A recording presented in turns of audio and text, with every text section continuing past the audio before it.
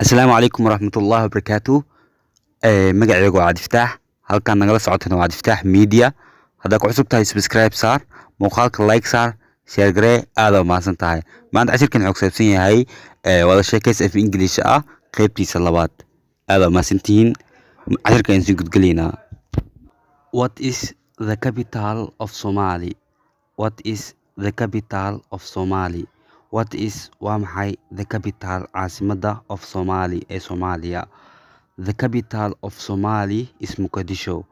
The capital of Somali is Mogadishu.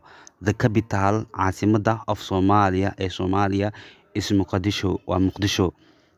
Do you like peace? Do you like peace? ma jeceshahay nabad? Do you like peace? ma jeceshahay nabad? Yes, I like peace. Yes, I like peace. Haa, waan jeclahay nabad. Do you like fighting? Do you like fighting? ma jeceshahay dagaal? No, I don't like fighting. No, I don't like fighting. No, I don't like fighting. No, maya, I don't like fighting. Maya, ma jecli dagaal.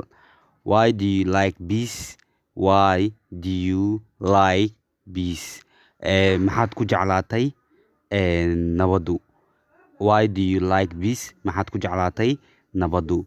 Because maxaa yeelay ama sababtee the peace nabadu is the pillar waa tiirka of the life ee nolosha. Because the peace is the pillar of the life. What do you want? maxaad rabtaa? What do you want? maxaa rabtaa ama maxaad doonaysaa? I want you. adigan ku doonayaa ama adan ku doonayaa.